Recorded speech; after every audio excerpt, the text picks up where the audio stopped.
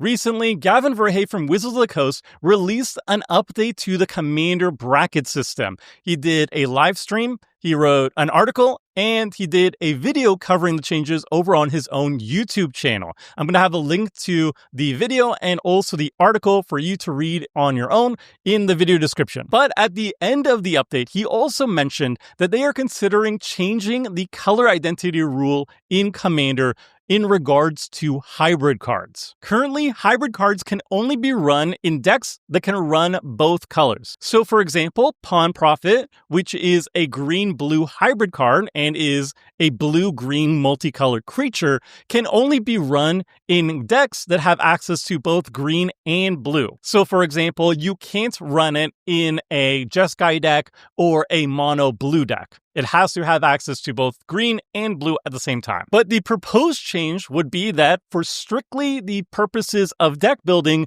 you can treat a hybrid symbol as either of its two colors. This change would mean that you could put Pawn Prophet in any deck that has access to either blue or green. So you could put it in a mono blue deck, a mono green deck, a Jeskai deck. As long as you have access to one of the colors, you can put it in for deck building purposes. However, during the game, it will still be a green-blue card. So it's going to be a green-blue multicolor card in the actual gameplay. They're also likely going to be allowing two-grid hybrid cards. These are hybrid cards that can be paid either with a color pip or 2 generic mana. So for example, Besiege the Queen, a black hybrid card that you can pay with 2-grid mana, you can now run in literally every single Commander deck, though in the actual game, it's still going to count as a black card. Now, right after this announcement happened, I rushed out a video giving my first impressions on both the Commander bracket update and also the proposed hybrid change. I was really excited. I gave out my initial impressions and there was a ton of stuff to cover. And while I still stand by most of the things I brought up during that video,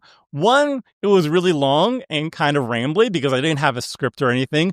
And two, I actually got a few things wrong, which I found out after getting feedback, both on the video in terms of the comment section and socials and stuff, and also just with talking with more people who have more knowledge about Magic than I do, different insights. And I even discovered some really fascinating tidbits about the color pie, which I'm going to talk about later on in this video. So now that I've had a few days to collect my thoughts, talk to other people, get feedback on my own opinions, and just research the topic more thoroughly, I decided to make a video specifically talking about the proposed hybrid change. My opinion on the topic has evolved, and while I think the immediate impact of this hybrid change going through will be incredibly minor, there's only a handful of hybrid cards of note, and most decks are not going to be changing much, if at all. But the reason for the video is because now that I did the research and talked to people about it, I'm actually quite concerned about the true motivations behind the proposed change and the long-term implications of it for Commander. And before we dive in, obviously it should go without saying that I have my own biases on the topic, as does everybody, but I'm going to try my best to properly represent both sides of the debate, offer up sources whenever possible, and try my best not to bring up any straw man arguments. And I'll repeat it one more time, whether or not the hybrid changes go through, it's not going to have an immediate impact. It's not a huge deal. But I'm worried about the implications of it. All right, let's begin with why Wizards of the Coast wants to change the color identity rules in regards to hybrid cards in Commander. The official reason is incredibly simple. Loosening up the color identity rules allows more decks to have access to more cards. Specifically, allowing hybrid would give decks with fewer colors better tools and more options to play. It allows for more playable options. While this is obviously factually correct, loosening up the color identity rules will mean that more decks have access to more cards. I would ask, is this actually an issue right now? Wizards of the Coast is printing out new cards at an astounding rate. It's actually kind of insane how many new cards are being printed every single year. And with Commander being by far and away the most important and most popular format for Wizards of the Coast, basically every single set is a Commander set. Every single product has to be aimed at Commander players first and foremost. So it's incredibly puzzling to me that the primary motivation for changing the color identity rules in Commander is to give decks more options. Like, we are drowning in options right now. The article name checks 2 hybrid cards in particular, Reese the Redeemed and Kitchen Finks. And every single time I hear the argument for people wanting hybrid cards to show up in monocolor decks for Commander, changing the color identity rules, these 2 cards basically are the only ones that keep showing up.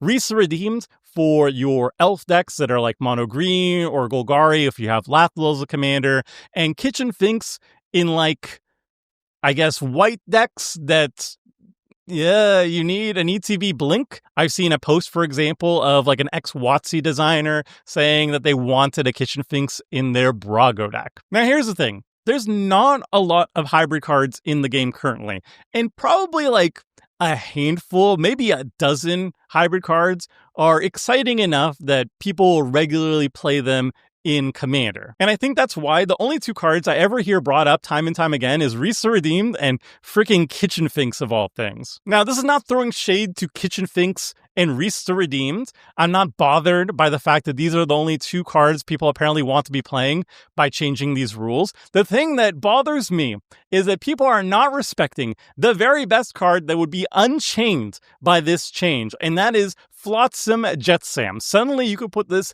in all your blue decks, and why wouldn't you? Jetsam is totally busted, and people will see the truth, especially when this change actually goes through. But as much as I want to jam Jetsam in all my freaking blue decks, the point remains, is it worth modifying the color identity rules, one of the fundamental rules of Commander, just for a handful of cards to be playable in some amount of decks? Like, are elf decks really hurting for playable cards that they're desperate to put Reese the Redeemed in their mono green and Golgari decks?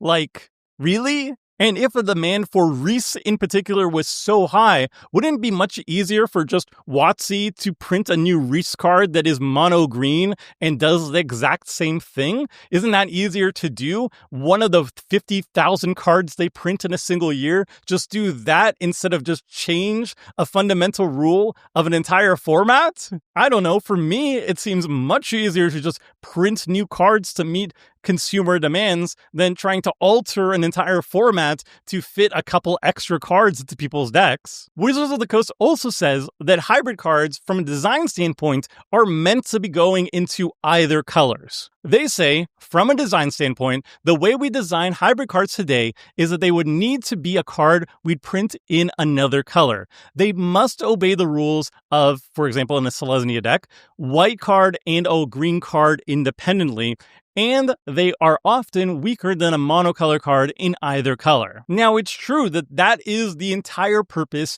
of hybrid cards. They're meant to give flexibility to decks, and they're meant to go in decks that have access to either color. It doesn't need to be both for most formats. Lead game designer Mark Rosewater has talked extensively on how they use hybrid cards to solve design issues when designing brand new Magic sets. He talks about the history of hybrid cards and how they were used throughout Magic's history. For example, in Shadowmoor, it had a Colors Matter theme, and they used hybrid cards to smooth out the Colors Matter theme. With Alara Reborn, an all-gold set, which is an absolutely wild design concept, they had issues with the limited draft format in terms of flexibility, and their solution was to make 15 common gold hybrid cards to smooth out the draft format, and that's super, super awesome. So hybrid cards are amazing from a design standpoint to solve a lot of issues. It's also designed to fit in either color, so I can totally sympathize with Mark Rosewater and other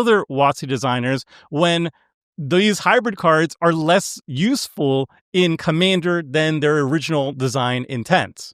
And the reason why it causes friction with designers is because every single set must be designed specifically for Commander players, because Commander is by far and away the only format that matters. So the vast majority of cards have to be aimed at Commander players. And so I understand the frustration when hybrid, this very useful tool for most formats, doesn't work the same way in Commander because we have a color identity rule. But while I'm sympathetic with designers, I'm not on board changing the Commander rules just to accommodate them. Pawn Prophet is a multicolor card. It is a green and blue card. It is a green creature and a blue creature. It is multicolor. Yes, you can cast it with only green mana or only blue mana or one of each mana. So in terms of like a limited draft environment, if I'm in a blue deck, I can run Pawn Profit. If I'm in a green deck, I can run Pawn Profit. It adds flexibility to the draft environment. But Pawn Profit and like 95% of all the hybrid cards currently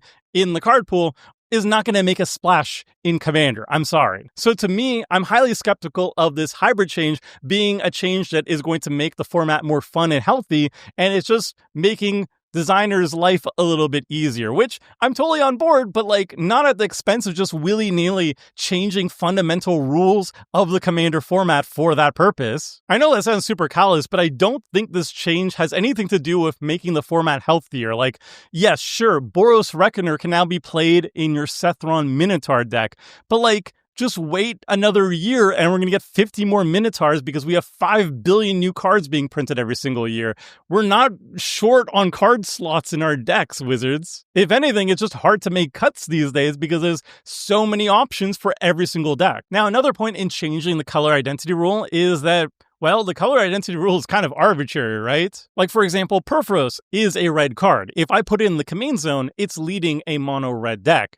However, I can also put Bosch Iron Golem in the command zone, and if I do that, it's also a mono-red deck, despite this card being a colorless card. If you have a Hydroblast, for example, destroy target red permanent, you couldn't destroy Bosch with it. And yet the color identity rule says, for the purposes of color identity, the fact that Bosch has a red pip in its card text means it is a red card. Therefore, if I put it in the command zone, it's leading a red deck. So the color identity rules are kind of arbitrary, right? Like, why is it that if I have a mono red commander, I can't run blue cards in the 99? Why is it that I have a colorless commander like Bosch and it's mono red because I'm counting the red pips and the activated abilities? Why is it we don't count reminder text in terms of color identity rules? For example, Kribgas often causes a lot of confusion with newer players in that they didn't realize they can run it in a mono black deck because the white black hybrid pip is just in the reminder text and we don't count that for the color identity rules. And so the argument can be, since the color identity rules are kind of arbitrary, who cares if you actually change it? But the thing is, all the commander rules are arbitrary, right? Like, why is it 100 cards instead of the regular amount, which is 60? Why are we not allowed 4 copies of each card? Why is it only singleton? Why do we have commander damage that has to be exactly 21 commander damage? I mean, the reason for 21 commander damage is back when commander was Elder Dragon Highlander, you had to have an Elder Dragon as your commander. All of them have 7 power, and it was 3 hits and you're dead, and that's like a relic of that. But yeah, why have commander damage? Why be 100 card singleton? Why have color identity rules? Well, all these arbitrary rules make the format what it is. People like deck building restrictions. People like the arbitrary rules. Restrictions breed creativity. If you're desperate to have Restore Redeemed in your Elf Ball deck, just make Restore Redeemed your freaking commander. Or you can pick another commander that can allow you to run Restore Redeemed and all your other cards. You don't have to be mono green elves. Also, since Gavin Verhey used Sheldon Menery's opinion as justification of not making Sol Ring a game changer,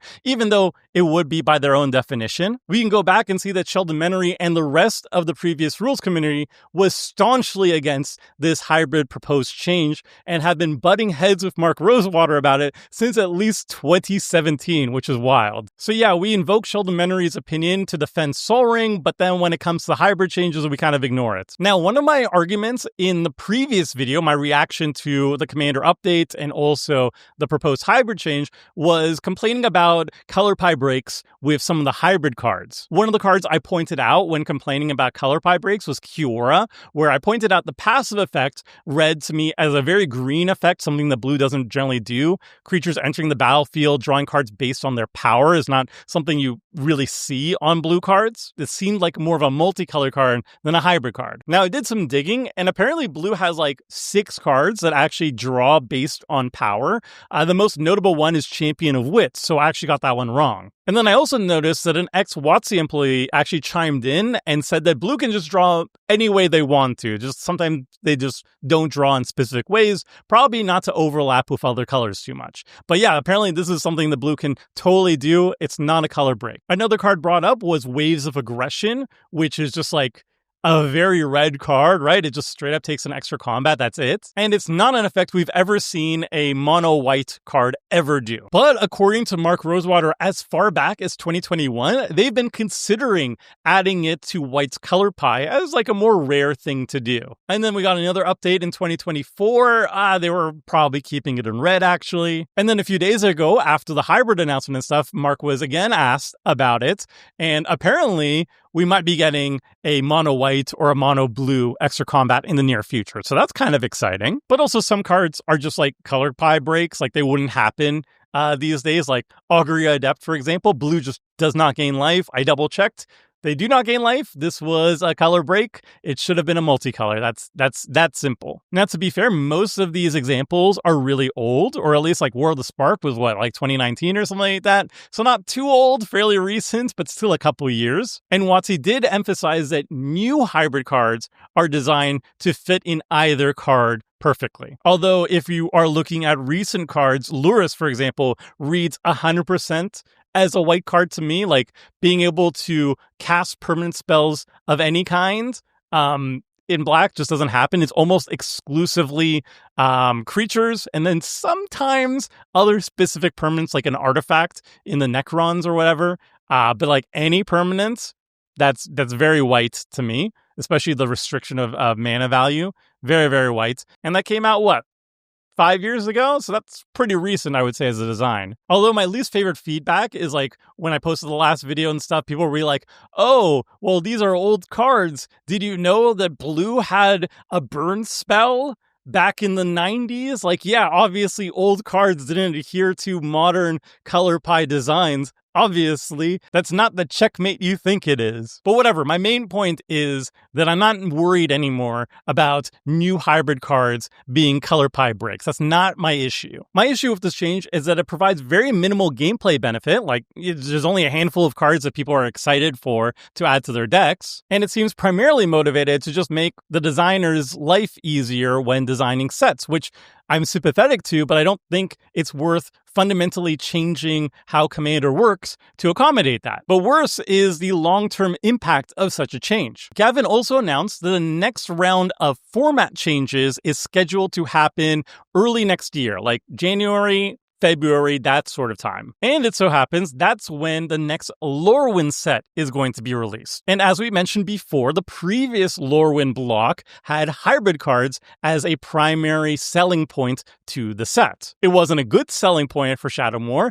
Mark Rosewater said it was one of the worst selling sets of all time. So obviously hybrid didn't help out in terms of sales. But nonetheless, part of revisiting planes and settings is meeting player expectations, and previous Lorwyn had hybrid cards. I'm sure hybrid cards are going to feature up prominently in the next Lorwyn set too. So it's no coincidence that Gavin is proposing a hybrid rule change at the same time a set with a decent amount of good hybrid cards is going to be releasing at the same time. So that's what the rule change is really about. It's not about the current hybrid cards. It's about selling us future hybrid cards, and that's the scary part. Wizards of the Coast wants to make sure that their sets sell very well, and the easiest way to do so is put one or two very, very pushed cards that are very commander focused in their set. For example, the Spider-Man set had the Soul Stone, and it's a huge, ultra desirable staple for a lot of black decks. If the hybrid rule changes, I'm very afraid that in the future, they're going to be highly incentivized to make very powerful pushed hybrid cards instead of just monocolor because they fit in more decks. So instead of seeing an ultra pushed, generically powerful blue staple in an upcoming set, what about a blue-green hybrid card that's super pushed. It can fit in more decks, therefore more people will want to buy it. And that's where I think this road is leading towards. It's just a way for Wizards of the Coast to sell ultra-powerful pushed cards to Commander players and reach a larger demographic. More people are going to want to slot them into their decks because it fits into more decks. And yes, Gavin Verhey did say in the hybrid announcement that they are often weaker than a monocolor card in either color. But I think the word often was very deliberate because they don't always have to be. And if you want to sell a pushed, powerful, mythic staple in an upcoming set, it could just be a hybrid card. Oftentimes the hybrid card is weaker, but if it's a push mythic staple, it could still be more powerful. It's not contradicting the statement at all. Also, this rules change can lead to a slippery slope. We're going to be fine changing rules in the future as well. For example, split cards. What if I want to run Fire Ice in my mono red deck and I just want to play the fire side? What's the justification of not allowing that after we start allowing hybrid cards? What about Phyrexian mana cards? Gavin currently says that it's not going to be happening, but the fact remains that these cards were designed to fit into any deck. They're not designed to be color locked. So in theory, there's nothing stopping them from changing the rules for these either, especially if we ever return to a Phyrexian set and we bring back Phyrexian mana symbols, right? Also, what about just dismantling the color rules altogether? Like, gosh darn it, there's these blue elves from Lord of the Rings that I really want to run in my Rista Redeemed elf deck. So closing thoughts. I don't think this hybrid rules change will have an immediate impact to people's deck building or gameplay experience. There's going to be a handful of cards that people are going to be excited about. I'm going to run Flotsam Jetsam in all my blue decks, and that's basically it. But I fear this change is going to open the floodgates for a lot of negative implications for Commander. It opens the door for WotC to design really pushed hybrid cards, and that's going to lead to further homogenization of the format. Because if you put a push generic staple that is both black and white hybrid, and both black and white decks can all run it, then that's just going to go into way more decks than if it was just a black card or just a white card. The change is scheduled to occur right when Lorwyn releases, which I'm sure is going to have a lot of hybrid cards. There's no denying that it's the perfect time to change the rules if there's a lot of hybrid cards and you want to make sure that Commander players are buying them up. I do not think there is a genuine outcry from the player base that, they gotta have Rista Redeemed or whatever in their Elf Ball deck, and it would be much easier for WotC to just literally print that card as mono green or whatever. If there is a handful of cards like a Kitchen Finks or whatever, just print that card as monocolor instead. You're printing a billion cards every single year. One of them can be a mono green Reese card. I genuinely believe this change is primarily motivated just to make WotC designers' life a little bit easier, because Commander has warped the entire game and everything must be designed around it. And that sucks. That really sucks for designers. I really wish Commander wasn't the only format in town. But warping Commander to suit design needs does not make the format better. And while it looks like a minor change right now, I think it sets a very dangerous precedent. Once you make fundamental changes to the format, it just becomes easier and more tempting to make further changes to the format just to suit the next set's goals. The Commander rules are arbitrary, but the arbitrary rules are what make the format so fun and made the format what it is today. And I would like to keep it that way. While making this video, I found out that my friend, the Trinket Mage, was also making a video on the hybrid rules changes. So we decided to sync up our release schedule again, just like we did with the mono red video. Trinket makes fantastic videos talking about Commander, and I love his insights on these topics, so I highly recommend checking out his video for a different perspective than my own. That's all I got for now, so until next time, friends, see ya!